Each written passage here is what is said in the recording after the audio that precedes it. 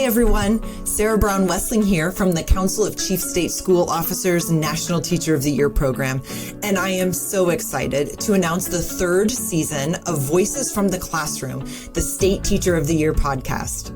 CCSSO's National Teacher of the Year program provides a platform for exceptional educators to elevate issues that affect teachers and their students, to expand their leadership roles, and to inform policy and practice.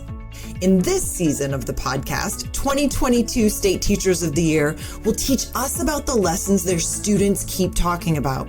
Maybe it's the one that they come back to years later and tell the teachers about.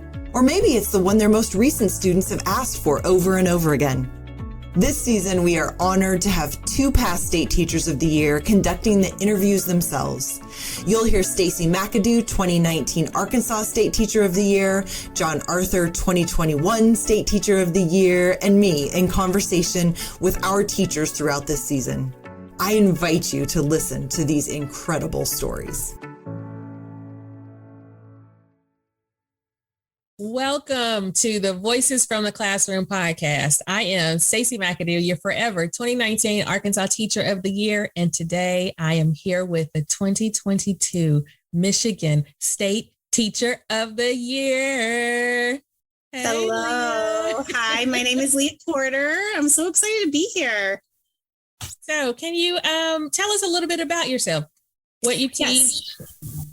So I have been going into my 17th year of teaching into this school year. And for the first 15 years of my teaching career, I taught kindergarten, which was not really my first choice.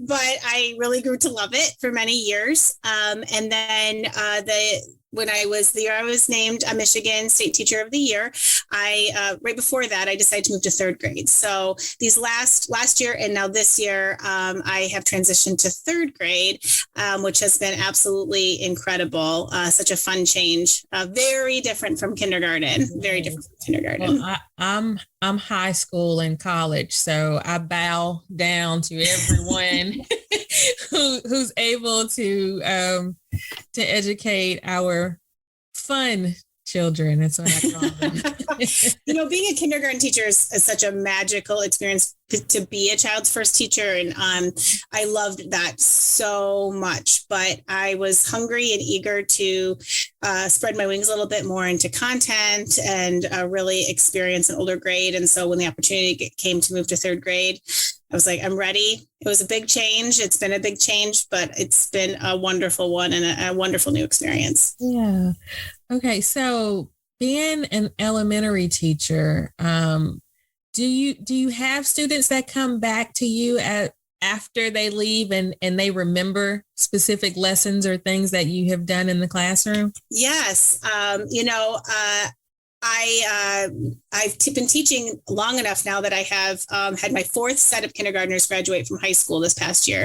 And it's really wonderful to see them in the beginning days of learning and then watch them succeed with high school graduation and beyond. And yes, it's fun to hear them talk about specific special lessons that we have done or did do.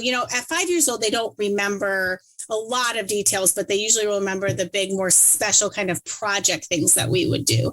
But it's more that feeling of remembering like the love of literacy and the joy of reading and like more like themes of things we did, not necessarily always very specific moments. Usually when they'd step back in the classroom when they would like things would start like percolating and generating with things that they would remember and love about that experience. But this is so not about me, but as you were talking, my children, the teacher that we stayed in contact with for real throughout their entire career was their pre-K teacher. She was phenomenal. And my son graduated from college in May. And she followed him that whole time. Mm-hmm. So you all do make a huge impression.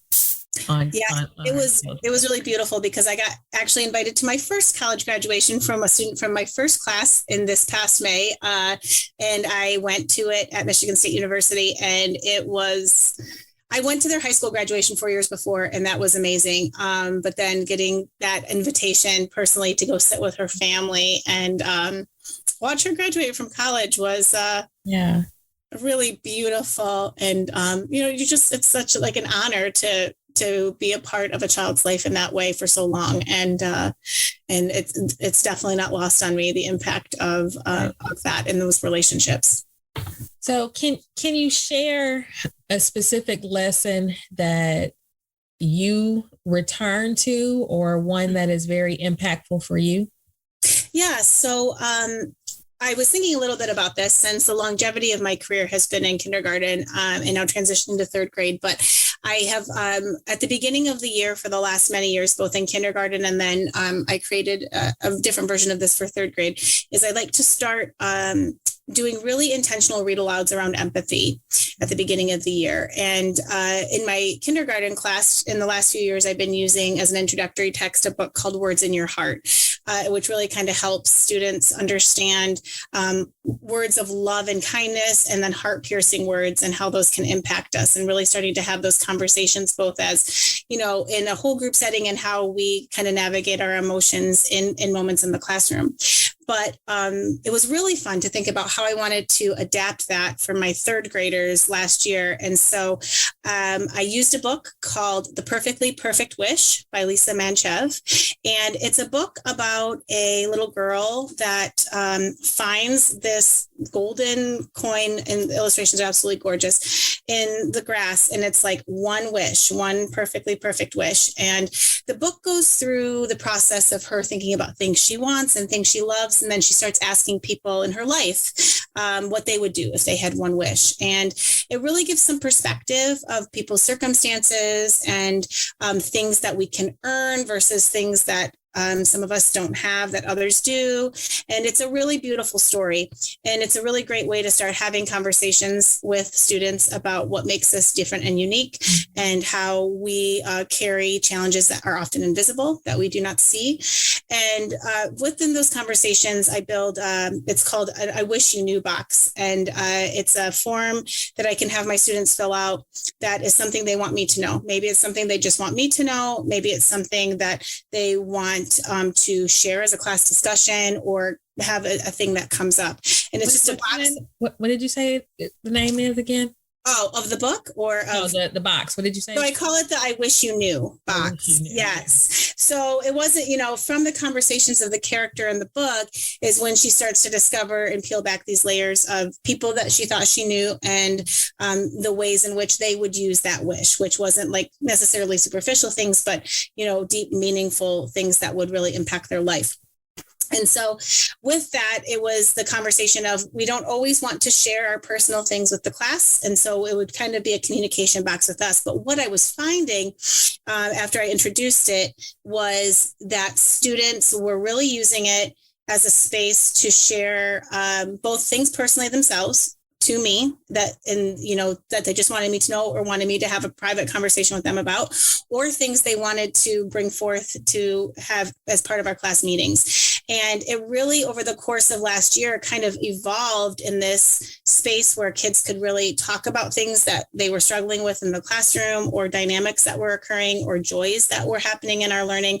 And it was used on a regular basis. And what I loved about it was just this like beginning start to this whole kind of unit on like really intentional read alouds around empathy.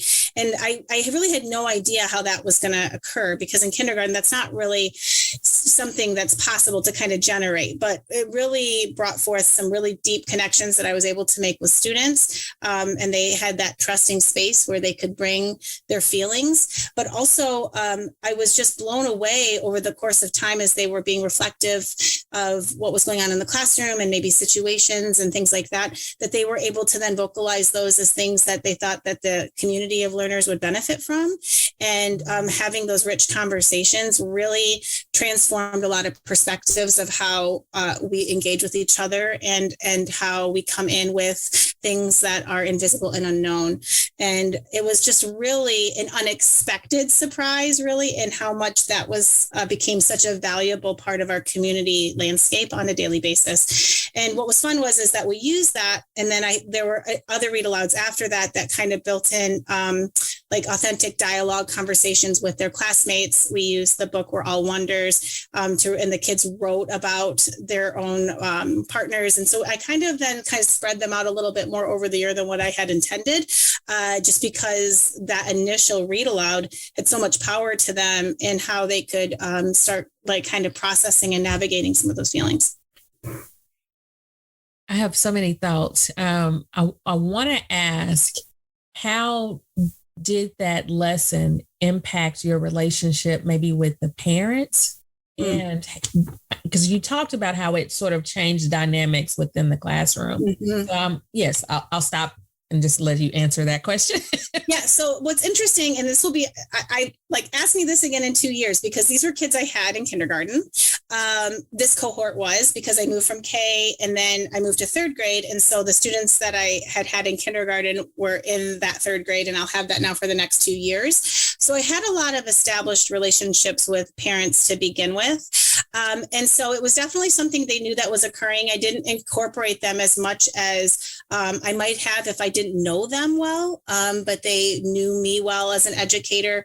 And I had an established relationship with many of the families, not only the ones I had, but my son happens to be in that same grade. So it's kind of an interesting dynamic in that way, which isn't always the case when you are moving into a new grade. Often they're going to be new families, but it allowed a space for kids to be able to talk a little bit about things that were going on in their families. And we were able to have, more, those would be definitely private conversations, but I had many already established relationships with families. So some of that I would already know before the kids were writing about it, but I was happy to see that they were wanting to express that when a situation was occurring at home, or something was happening that was kind of transforming that over time.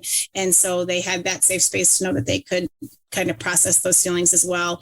And in some cases, it was a reach out to parents to help support some different pieces that might be occurring with their child, or things that they might need beyond that. Okay, so you've talked a little bit about the learning that occurred with the students, and we brought in the parents. What about you? What did you learn about yourself or about learning in and of itself? So,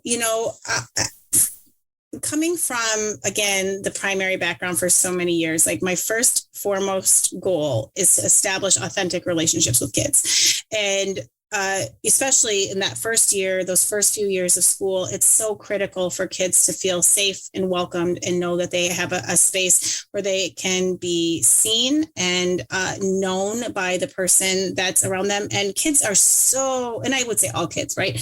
Not just little ones, know when someone's being authentic and genuine and those that are not. And it was always my number one goal to make sure that kids knew that I was a person that would help them and support them and be there for them.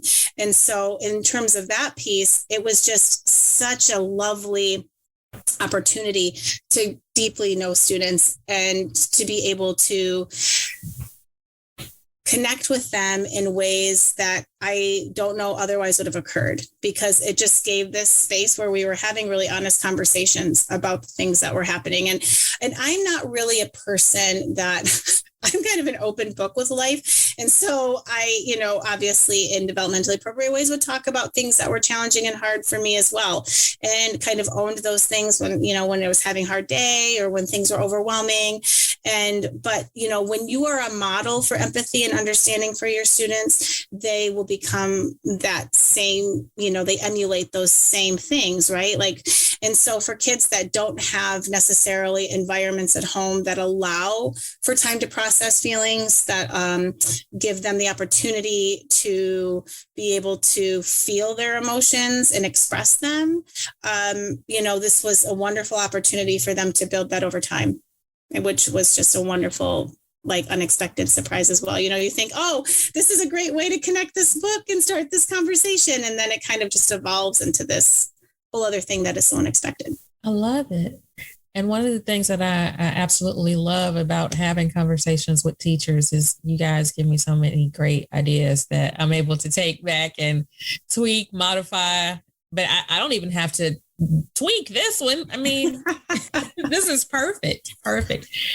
Before we leave, are there any final words or anything else that you would like to share with the listening audience?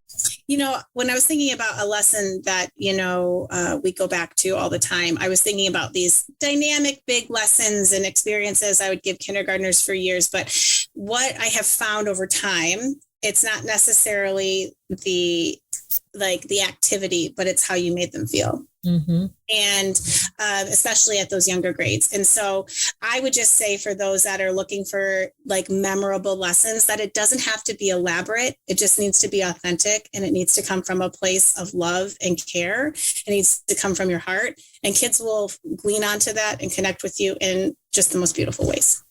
Oh, well, thank you. That was a great way to wrap it up.